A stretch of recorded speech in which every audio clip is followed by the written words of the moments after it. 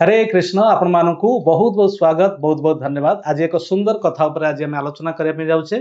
मो सहित अच्छा हिज ग्रेस कृष्ण गति प्रभु जे कि आम मंदिर वरिष्ठ भक्त तांकर आज आम जानिबा जे मंदिर हिस्ट्री उपरे जे मंदिर वास्तव में केबे तैयारी हला केमिति तैयारी हला आउ तांकर भक्ति जीवन आसीबार जो सुजोग टी सी किपरि प्राप्त हेले आउ किपरि से इस्कॉन सहित जोड़ी हेले ए विषय आम संपूर्ण रूप से जानिबा। तेणु आसंतु आम सुनिबा। हरे कृष्ण प्रभु जी। हरे कृष्ण। तो आपण इस्कॉन को किपरि जानिले फास्ट माने भक्ति लाइन प्रथमे आपण किपरि प्रवेश कर तो बहुत बड़ कहानी किंतु अल्परे कह गले आगे मु छोट बड़ू स्पिरिचुअल लाइफ प्रति इंटरेस्टेड। घरे भगवत गीता थाए ठाकुर घरे बेले बेले पढ़िया चेष्टा करे किंतु किसी बुझा पड़े। तो तापरे छोट बस बीती जाए जो यंग समूह आसली बीजेपी कॉलेज रू ग्रेजुएशन कली कॉमर्स रे कॉमर्स करी 80 रे 84 ग्रेजुएशन पर गोटे कंपनी रे काम कली सेठी या किछ पैसा रोजगार कली। थरे हमरो मार्केट बिल्डिंग रे भक्त माने गोटे बही स्टॉल लगी खाती। से समय आपन केते एज हेते? हां 25 24 25 24 25। अच्छा माने पढुतले से समय? नहीं पढ़ा सलाणी। अच्छा चाकरी करती तेणु मो तो इंटरेस्टेड अच्छी नहीं पहुंचली पचारि भाई देखिली सब भगवत गीता तो वेल नोन गीता भगवत गीता से कहला आज्ञा यही गीताटा नियंतु भक्ति वेदांत स्वामी गीताटी कहला ना तो मते विवेकानंद भगवत गीता दिए। तो अच्छा से कहले ना आज्ञा से गीता आम पाखे ना आप यहीटा नियंतु एटा भक्ति योग उपर संपूर्ण कहुई एटा ही आपणकर यथारूप भगवत गीता एवं आप सब प्रश्न उत्तर दब। अच्छा और मुझे जुक्ति तर्क कली finally I purchased 25 rupees 40 rupees sorry 40 rupees पड़ता एंड को मसियर कथा एटा प्रभु एटा होची आपनकर 90 रे कथा 90 अच्छा 90 अच्छा तले happens to be I had 40 rupees in my pocket।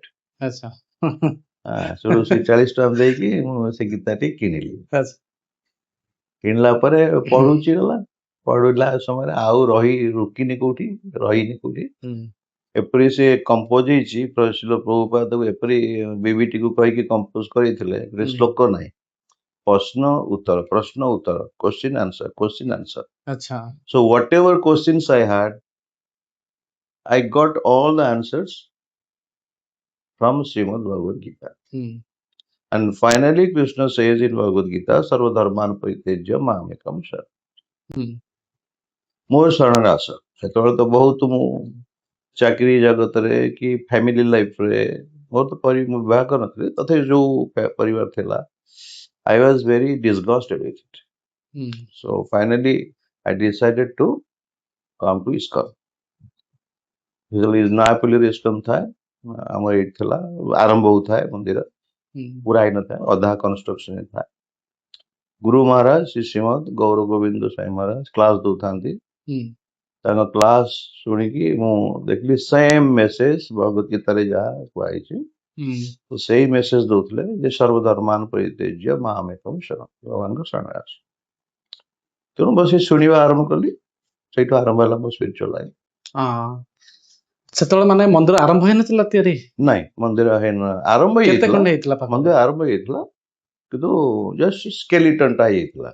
अच्छा किंतु फिनिशिंग बहुत आगु थला सेटा को मसियर कथाटा 1990s रे कथा कहू 1990s 1991 1991 अच्छा गुरुदेवंकर अप्रकट हला 96 त माने आपण आसीबार 5 वर्ष संग करछन गुरुदेवंकर गुरुदेव केमति प्राप्त हला आपण सेही मु तो प्रथमे तला देखिली गुरुदेव क्लास दउचंदी एंड गुरुदेवंकर एपरी जो व्यक्तित्व आ मन रे प्रश्न नाही जहाँ प्रश्न थोड़ा ऑलरेडी तो किसी उत्तर हो जाइए। अच्छा तापरे गुरुदेवंकर लेक्चर मध्ये बहुत किसी आम देखिलु बुझी पारली जे he is the person right person.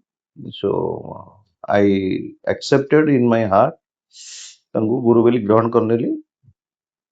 ତାପରେ ଏମିତି କ୍ଲାସ୍ ଆସେ, ଅଫିସକୁ ଯାଏ, ଗୋଟେ କମ୍ପାନୀରେ ଯେତେବେଳେ ସେଲ୍ସ ଏକ୍ଜିକ୍ୟୁଟିଭ ଥିଲି, ଯାହା ବି ଦରମା ମିଳେ ସେତେବେଳେ ଚଳିଯାଏ, କିନ୍ତୁ ସେମିତି କିଛି ପ୍ରୋମିସିଂ ନୁହେଁ, very attractive job ନୁହେଁ, still it was going on.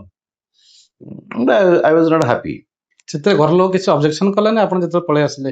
ନାଇଁ, ଘରେ ବାଇ ଫାଦର ମଦର ଦେ ଦୋ ସେତେବେଳେ ସେଇ ପ୍ରାୟ ଫ୍ୟାମିଲି ସେୟା ଥିଲେ ସମସ୍ତେ।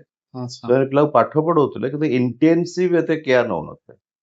ପିଲାମାନଙ୍କର। ହଁ, ଆଡମିସନ ଦେଇ ଦଉଥିଲେ। ଏବେ ଯେମିତି ପ୍ୟାରେଣ୍ଟସ ମାନେ ଇଣ୍ଟେନ୍ସିଭ କେୟାର ନଉଛନ୍ତି ହୁଁ, ହୁଁ, ହୁଁ। ପାଠ ପଢାରେ, ଅନ୍ୟ ଜିନିଷ ନଉନାହାନ୍ତି। ଆଚ୍ଛା, ଆଚ୍ଛା। ସେ ପାଠ ପଢିବ, ସ୍କୁଲ ଯିବ, କଲେଜ ଯିବ, ସ୍କୁଲ କଥା ମେନଲି ହୁଁ, ହୁଁ। ନଉଛନ୍ତି। ଆଗେ ସେମିତି ନଥିଲା, ଆଡମିସନ ଦେଇଦେଲେ ସେ ପିଲା ପାଠ ପଢିବ। ଏଇପରି ଭାବରେ my father was just like that. ବାପା କଣ କରୁଥିଲେ? My father is police officer, deputy superintendent of police. ଆଚ୍ଛା। ତେଣୁ ତାଙ୍କର ଷ୍ଟ୍ରିକ୍ଟନେସ୍ ରେ ଆମେ ବଢିଛୁ। ହୁଁ, ହୁଁ। ତେଣୁ नो ଅବଜେକ୍ସନ। ମାନେ ଘରେ କେହି ବି ଅବଜେକ୍ସନ କଲେ? ନାଇଁ, नो ଅବଜେକ୍ସନ। ଅବଜେକ୍ସନ କେତେବେଳେ ହେଇଥିଲା, ଯେତେବେଳେ ମୁଁ ଘରେ ପୂଜା ପାଠ କରିବା ଆରମ୍ଭ କଲି, ସେତେବେଳେ my father was little disturb ଯେ ଇଏ ଇସ୍କନରେ ଜଏନ କରିଦବ। ଆଚ୍ଛା। ତେଣୁ ସେଥିରେ ବିରକ୍ତ ହେଇଥିଲେ। Steel I was going on. ନାଇଁ, ଆପଣ ଯେତେବେଳେ ଘର ଛାଡିକି ଆସିଲେ, ଏଠି ଯେତେବେଳେ ରହିବା ଆଶ୍ରମ ବାସ କଲେ, ସେତେବେଳେ ଆପଣଙ୍କୁ ଅକ୍ୱାର୍ଡ ଫିଲ୍ ହେଇଥିବ, ଯାହା ବି ହେଲେ ଟିକେ ଭଲ ଅକ୍ୱାର୍ଡ ଲାଗିନଥିବ। ଫିଲ୍ ହେଇଛି, ଅକ୍ୱାର୍ଡ ଫିଲ୍ ହେଲା, କାରଣ କାରଣ ବାହାରେ ସେ ଯୋଉ ଗୋଟେ ପରିବେଶରୁ ଆଉ ଗୋଟେ ପରିବେଶକୁ ଆସିବ। Right right. ତେଣୁ ଗୋଟେ ପରିବେଶରେ ପର୍ଟିକୁଲାର ପରିବେଶ ତୁମେ ରହୁଛ, ମନ ଇଚ୍ଛା ଖାଉଛ, ମନ ଇଚ୍ଛା ବୁଲୁଛ, ଯାହାବି ଯେତିକି ଫ୍ୟାସିଲିଟି ଅଛି, କିନ୍ତୁ ଏଠି ସେୟା ନାହିଁ। ଏଠି ଆସିଲେ ଲାଇଫର ରୁଲ୍ସ ଆଣ୍ଡ ରେଗୁଲେସନ୍ସ ଲାଗିଗଲା। ତୁମକୁ ରାତି 9ଟା 10ଟା ଶୋଇବାକୁ ପଡିବ, ମଙ୍ଗଳ ଆରତି 3ଟା 3:30 ବେଳେ ଉଠିବାକୁ ପଡିବ, ଜପ କରିବାକୁ ପଡିବ। ତା ଛଡା କ୍ଲାସରେ ବସିବା, ଗୁରୁଦେବ ଯେତେବେଳେ କ୍ଲାସ ଦଉଥିଲେ କ୍ଲାସ ବସିବାକୁ ପଡିବ, ତାପରେ ସେବା କରିବାକୁ ପଡିବ। ପୁଣି ସନ୍ଧ୍ୟାବେଳେ ଆସିବ, ସେତେବେଳେ ଷ୍ଟ୍ରିକ୍ଟ ଥିଲା ଯେ ସନ୍ଧ୍ୟା ଆରତି ଦର୍ଶନ କରିବ, କମ୍ପଲସରି ନଥିଲା କିନ୍ତୁ ଇଟ୍ ୱାଜ ଦେୟାର। ତାପରେ ପୁଣି ତୁମେ ଶୋଇ ପଢାପଢି ଟିକେ ଯଦି କରିବ ଭଲ କଥା, ତାପରେ you go to bed. So life was very busy and tight. You can't do on your own. ଆଗେ ଯେମିତି ଆମେ ଯେତେବେଳେ ଇଚ୍ଛା ଶୋଇ ପଡୁଥିଲେ, ଯାହା ଇଚ୍ଛା ଗୋଟେ କିଣି ଖାଇ ଦଉଥିଲେ, ଘରେ ଖାଇ ଦଉଥିଲେ, ଚା ଖାଇ ଦଉଥିଲେ, ପାନ ଖାଇ ଦଉଥିଲେ, ସିଗାରେଟ ପିଇ ଦଉଥିଲେ, ସେସବୁ ତ କମ୍ପ୍ଲିଟଲି ବନ୍ଦ ହେଇଗଲା ନା। ତ ଆପଣ ଟିକେ କଷ୍ଟ ହେଇଥିବ ସେ ସମୟ? ନାଇଁ, ମତେ କଷ୍ଟ ହେଇନି ଏତେ ଆକ୍ଚୁଆଲି, କାରଣ ମୁଁ ତ ସ୍ପିରିଚୁଆଲ ଇନକ୍ଲାଇନ ଥିଲି। ଆଣ୍ଡ ଯେତେବେଳେ କଣ୍ଡୁସିଭ ଆଟମୋସ୍ଫିୟର ପାଇଗଲି, ସେତେବେଳେ ମୁଁ ବହୁତ ଜଲ୍ଦି ଆକ୍ୱେଣ୍ଟେଡ ହେଇଗଲି। ମତେ ଏତେ ଷ୍ଟ୍ରଗଲ କରିବାକୁ ପଡିନି। ମାଂସ ପ୍ରତି ମୁଁ ପ୍ରିୟ ନୁହେଁ ଏତେ, ମାଛ ମାଂସ ପ୍ରତି ମୋର ପ୍ରିୟ ନାହିଁ, ମଦ ମାଂସ ତ ନଥିଲା ଏଗୁଡା ସବୁ। ବାଇ ନେଚର। ତାପରେ ଅନ୍ୟ ସେମିତି କିଛି ଇଲ୍ ହ୍ୟାବିଟ୍ସ କିଛି ନଥିଲା, କିନ୍ତୁ ଯାହା ବି ଥିଲା ଭଗବତ ଗୀତା ଅଧ୍ୟୟନ, ଗୁରୁଦେବଙ୍କର ଆସୋସିଏସନରେ ସବୁ ଗୋଟେ ମାଡରେ ଚାଲିଗଲା। ସବୁ ଚାଲିଲା, ଯାହା ଟିକେ ଅଧେ ବି ଥିଲା ସେ ବି ଚାଲିଗଲା। Immediate, it's a very wonderful thing. ଲୋକମାନେ ସବୁ ଚିନ୍ତା କରନ୍ତି କେମିତି ଯିବ କେମିତି ଯିବ। ମୋର ଆଡଭାଇସ୍ ରହିବ, ସାଧୁ ସଙ୍ଗ କର। ମାନେ ଗୁରୁଙ୍କର ଜଣେ ଶୁଦ୍ଧ ସାଧୁଙ୍କୁ ଦେଖିଲା ପରେ ଜଣଙ୍କର ଅନ୍ତରରେ ସ୍ୱାଭାବିକ ଭାବରେ ସବୁ ଜିନିଷ ଗୁଡାକ ନଷ୍ଟ ହେଇଯାଏ, ଅଭଦ୍ରାଣୀ ନଷ୍ଟ ହେଇଯାଏ। ଯେମିତି ଆମେ ଗୋଟେ ପୁଅଟିଏ, ଗୋଟେ ସୁନ୍ଦର ପୁଅଟେ, ସୁନ୍ଦର ଝିଅଟେ ଦେଖୁଛି, ସେତେବେଳେ ସାଙ୍ଗେ ସାଙ୍ଗେ ମୋହିତ ହେଇଯାଉଛି, ତାକୁ ଆକର୍ଷିତ ହେଇଯାଉଛି। ସେମିତି ତାର ମା ଯେମିତି ତାର ଛୋଟ ଛୁଆଟେ ଦେଖୁଛି, ଆକର୍ଷିତ ହେଇଯାଉଛି। ସେମିତି ଆମେ ଶିଷ୍ୟ ହିସାବରେ ଯେତେବେଳେ ଗୁରୁଙ୍କୁ ଦେଖିଦେଲୁ, ସେତେବେଳେ ସେ ଗୁରୁ ଏବଂ ମୁଁ ତାଙ୍କର ଶିଷ୍ୟ, ମୁଁ ତାଙ୍କର ସେବକ, ସେ ମୋର ସେବ୍ୟ ବସ୍ତୁ, ସେ ରିଲେସନସିପ ଇମିଡିଏଟଲି ଏଷ୍ଟାବ୍ଲିଶ ହେଇଗଲା। ସେ ଆଟ୍ରାକ୍ସନ ଇଜ ନ୍ୟାଚୁରାଲ ଆଟ୍ରାକ୍ସନ, ସେ ଚୁମ୍ବକ ଭଳିଆ ପୁରା ଧରିନେଲା, ଆଉ ତା ଭିତରେ କିଛି ସ୍ପେସ୍ ରହିଲାନି। ଆପଣ ଆସିଲା ପରେ ମନ୍ଦିରର ଯୋଉ ସ୍ଥିତି ଥିଲା ସେଇ ସମୟରେ, ସେମିତି ଭକ୍ତମାନେ ସେଇ ସମୟରେ, ଆପଣ, ମୁଁ ଯାହା ଶୁଣିଛି ଯେ ଗୁରୁ ମହାରାଜ କେତେ କଷ୍ଟ କରୁଥିଲେ, ବାହାରକୁ ଯାଉଥିଲେ, ଭିକ୍ଷା ଆଣୁଥିଲେ, ସେଇ ପଇସାରେ ପୁଣି ବହୁତ କଷ୍ଟ କରିକି ମନ୍ଦିର ବନେଇଛନ୍ତି। ବାସ୍ତବରେ ଗୁରୁଙ୍କ ସହିତ ଆପଣଙ୍କର ଯେତେବେଳେ ସାକ୍ଷାତ ହେଲା, ଆପଣ ଗୁରୁ ବୋଲି ମାନି ନେଲେ, ତାପରେ ଆପଣ ଦୀକ୍ଷା ନେବା ପାଇଁ ଯୋଉ ପ୍ରୋସେସିଂ ତାର କିଛି ଥିବ, ତ କୋଉ ସମୟରେ ସେଟା ଆପଣଙ୍କର କୋଉ ମସିହାରେ ଦୀକ୍ଷା ଟେ? ଇସ୍କନର ନିୟମ ହଉଛି ତୁମକୁ 1 ବର୍ଷ ଅପେକ୍ଷା କରିବାକୁ ପଡିବ। ମୁଁ ତ ଜଏନ କଲି 91ରେ, 91 ପୂର୍ବରୁ, 90 କଣ୍ଟିନ୍ୟୁ କରୁଛି 90। ତେଣୁ ମନ୍ଦିର ଇନାଗୁରେଟ୍ ହେଲା, ଯେତେବେଳେ ମନ୍ଦିର ଥିଲି ଆଉ ଘର ଯେତେବେଳେ ଛାଡିକି ଆସିଲି ସେ କିଛି ଷ୍ଟୋରିଜ ରହିଛି କହିବା ଆବଶ୍ୟକତା ନାହିଁ। ଯେତେବେଳେ ଘର ଛାଡିକି ଆସିଲି ସେଠି ରାଧାଷ୍ଟମୀ ଥାଏ। ରାଧାଷ୍ଟମୀ ଦିନ ମୁଁ ଗୋଟେ ଚିଠି ଲେଖିକି ଟେବୁଲ ପାଖରେ ପଳେଇ ଆସିଲି। ସେଠୁ ତା ପରଦିନ ମୋର ବଡ ଭାଇ ଆସି ରାଗିକି ମତେ ଯେ ତୁ ଘର ଛାଡି ପଳେଇ ଆସିଲି। ଆସିଲି ଆଉ ମତେ ଭଲ ଲାଗିଲାନି କିଛି, ନା ମତେ ଟେକି ନେଇ ପଳେଇ ତତେ ଏଠି କିଏ କଟା କରିବ?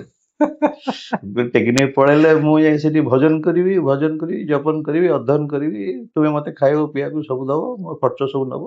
ସେ ଦିନଠୁ ତାର ଆଉ ଦେଖା ନାହିଁ। ଆଚ୍ଛା ତେଣୁ ଏଇପରି ଭାବରେ ମୋର ଷ୍ଟର୍ମନେସ୍ ଯୋଗୁ ଆଉ ଅପୋଜିସନ କେହି କଲେନି। କଲେନି। ଫାଦର ଆସନ୍ତି, ବହୁତ ଦିନ ପରେ ଆସିଥିଲେ। That's all. ସୋ ଅବଜେକ୍ସନ ସେମିତି କିଛି ହେଇନି। ଆଉ ମନ୍ଦିର ସେତେବେଳେ ଗୁରୁ ମହାରାଜ ଷ୍ଟ୍ରଗଲ କରୁଥିଲେ ବହୁତ। ଆକ୍ଚୁଆଲି ସାଧୁ ଷ୍ଟ୍ରଗଲ କରନ୍ତି ନା, ସାଧୁଙ୍କ ଇଚ୍ଛାରେ ଭଗବାନ ସବୁ କିଛି ଦେଇଦେବେ, କରିଦିଅନ୍ତି। କିନ୍ତୁ ସାଧୁଙ୍କର ଏକ ଲୀଳା ରହିଛି।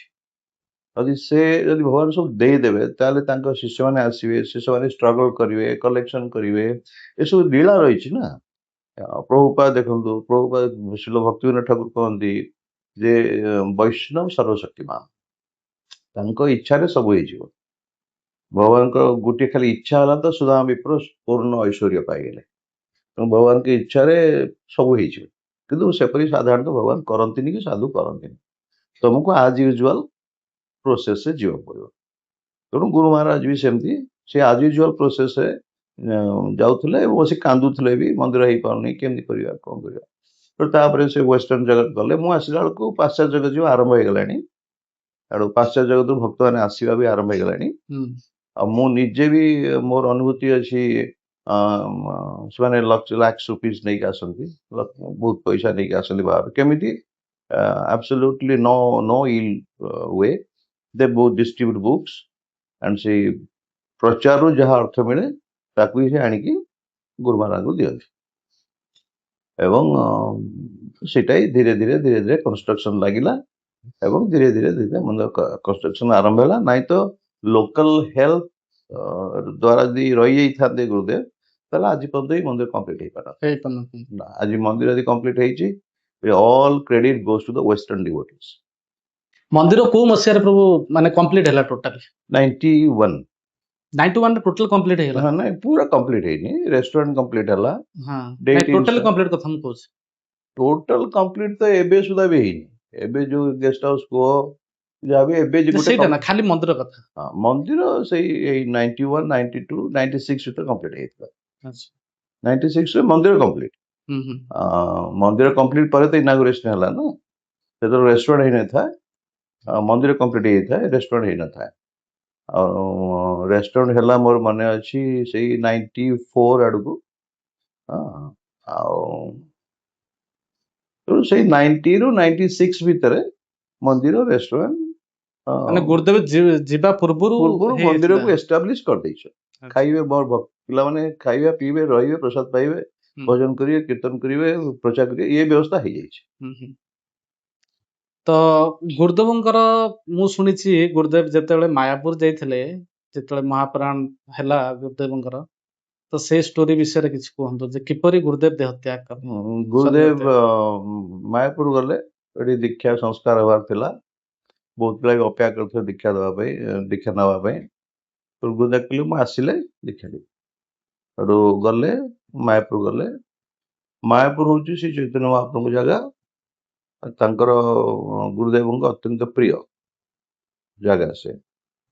ତେଣୁ ସେଠାରେ ଥରେ ତାଙ୍କର ଜଣେ ଶିଷ୍ୟ ଗୁରୁଦେବଙ୍କୁ ପଚାରିଲେ ଯେ ଗୁରୁଦେବ, ରାଧା ମାଧବଙ୍କର ମିଳନ କାହାଣୀ ବିଷୟରେ କିଛି କୁହ। ଅର୍ଥାତ୍ ଅନ୍ୟ ଭାଷାରେ କହିଲେ, ସେ ଜଗନ୍ନାଥଙ୍କ ରୂପ କାହିଁକି ଏମିତି ହେଲା, ଏଇଟା ଆକ୍ଚୁଆଲି ପ୍ରଶ୍ନ ଥିଲା। ଭଗବାନଙ୍କ ରୂପ ଏପରି ଶ୍ରୀ ଜଗନ୍ନାଥ, ଚକାଚକ ନୟନ, ହସ୍ତ ପଦ ସଂକୁଚିତ, ଏଇ ରୂପଟା କାହିଁକି ହେଲା, ଏଇ ପ୍ରଶ୍ନଟା ଆକ୍ଚୁଆଲି ଥିଲା। ତାକୁ ହିଁ ଉତ୍ତର ଦେବା ପାଇଁ ଗୁରୁ ମହାରାଜ ରାଧା ମାଧବଙ୍କର ମିଳନ କାହାଣୀ କୁ ଆସିଗଲେ। ମାନେ ମାୟାପୁର ମନ୍ଦିର ଭିତରେ ମନ୍ଦିର ଭିତରେ ଗୋଟେ ରୁମ ତାଙ୍କ ଯୋଉ ରୁମ ରେ ସେ ରହୁଥିଲେ ଏବେ ଯୋଉ ଅଛି ରୁମ୍ ଯୋଉଠି, ଭିତରେ ଯୋଉ ରୁମ ରେ ବର୍ତ୍ତମାନ ସ୍ମରଣିକା ଅଛି ଆଚ୍ଛା। ସେଇ ରୁମ ଟା। ତେଣୁ ସେ କଥା କହୁ କହୁ ଜଗନ୍ନାଥଙ୍କ ରୂପ ଭଗବାନଙ୍କ ରୂପ କାହିଁ ଏମିତି ହେଲା, ରାଧା ମାଧବଙ୍କର ମିଳନ ଚକ୍ଷୁର ମିଳନ, ସେ କାହାଣୀଟା ଟୋଟାଲି ବର୍ଣ୍ଣନା କରୁଛନ୍ତି। ହଁ ପୁରା ବର୍ଣ୍ଣନା କରୁଛନ୍ତି। ବର୍ଣ୍ଣନା କରି ଯେତେବେଳେ ରାଧା ମାଧବ ପରସ୍ପରକୁ ଦର୍ଶନ କରୁଛନ୍ତି, ସେତେବେଳେ ଯୋଉ ମିଳନ ହେଇଛି ଶ୍ରୀମତୀ ରାଧାରାଣୀ ଏବଂ କୃଷ୍ଣଚନ୍ଦ୍ର ଭଗବାନ କୃଷ୍ଣଚନ୍ଦ୍ରଙ୍କର, ସେଇ ଯୋଉ ମିଳନର ଯୋଉ ବିରହଟା ସେ ତାଙ୍କ ହୃଦୟରେ ସାଙ୍ଗେ ସାଙ୍ଗେ, ରାଧାରାଣୀ ତ ସବୁବେଳେ ବିରହ ଯୁକ୍ତ ନା, ରାଧାରାଣୀ ଭଗବାନଙ୍କର ପାଖରେ ଥିଲେ ବି ବିରହରେ ଥାନ୍ତି, କାରଣ ସବୁବେଳେ ତାଙ୍କର ଆଶା କୃଷ୍ଣ ମୋ ଠାରୁ ଚାଲିଯିବେ। ତେଣୁ ଭଗବାନଙ୍କର ସବୁଠୁ ବଡ ଭକ୍ତ ହଉଛନ୍ତି ଶ୍ରୀମତୀ ରାଧାରାଣୀ।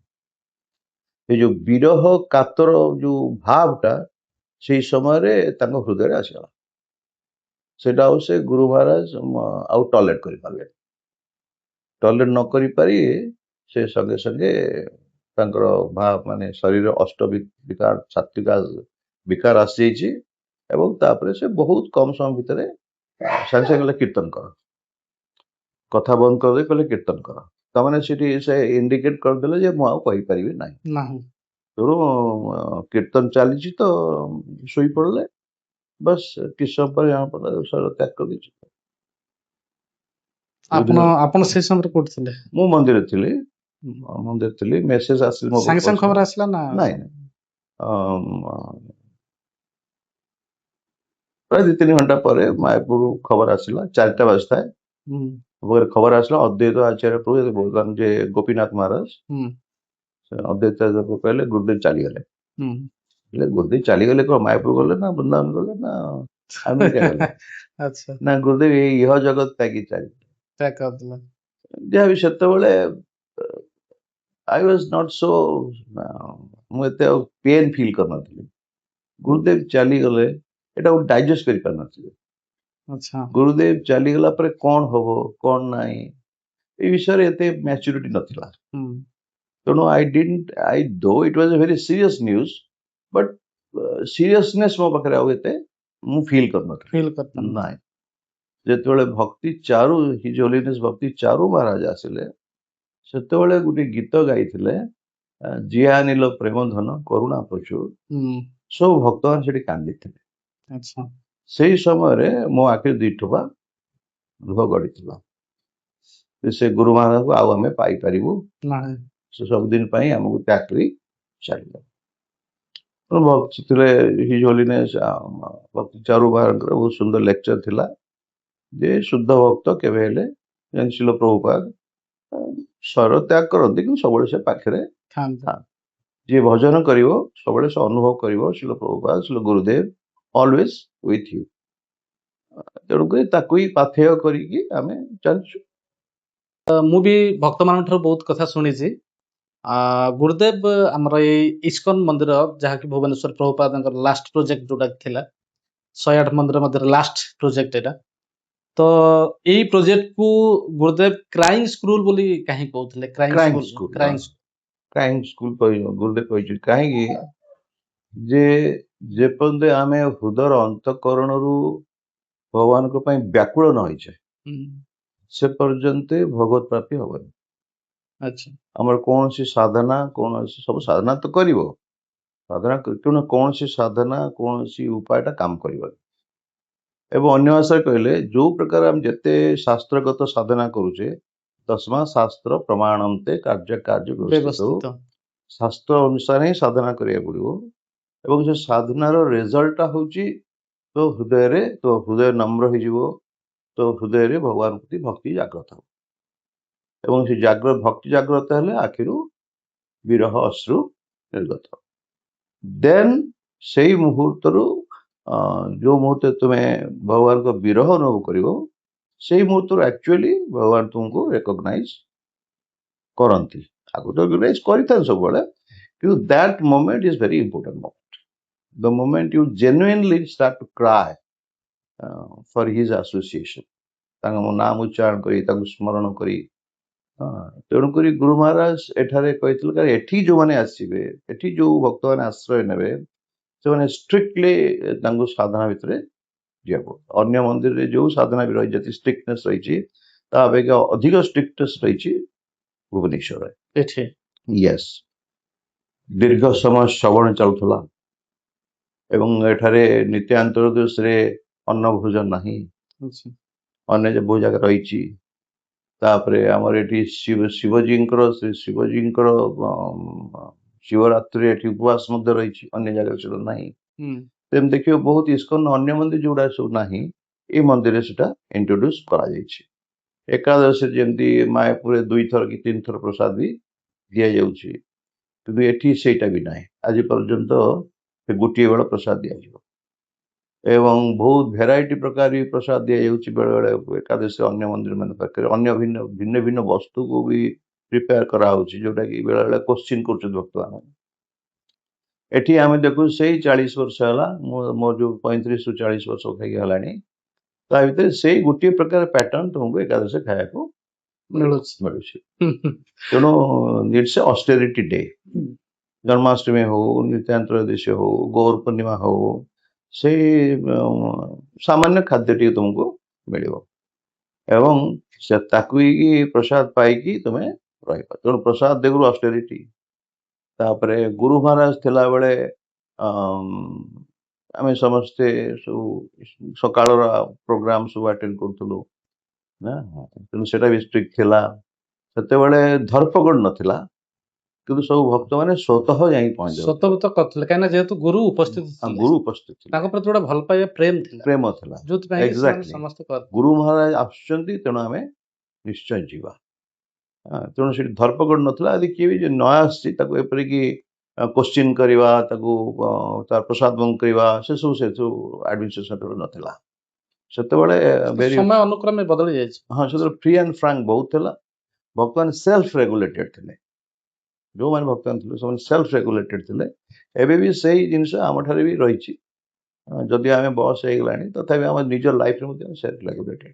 ଗୁରୁଦେବଙ୍କର ମୁଁ ଗୋଟେ ଲେକ୍ଚର ଶୁଣିଥିଲି, ଗୁରୁଦେବ ଏଇ କ୍ଷେତ୍ରଟାକୁ ବଳରାମଙ୍କ କ୍ଷେତ୍ର ବୋଲି କହୁଥିଲେ। ହଁ, ଗୁରୁଦେବ ହଉଛନ୍ତି ନିତ୍ୟାନନ୍ଦ ପ୍ରଭୁଙ୍କର ପ୍ରକାଶ ବିଗ୍ରହ। ନିତ୍ୟାନନ୍ଦ ପ୍ରଭୁ ହଉଛନ୍ତି ବଳରାମ ହଇଲ ନିତାଇ, ସେ ବଳରାମ।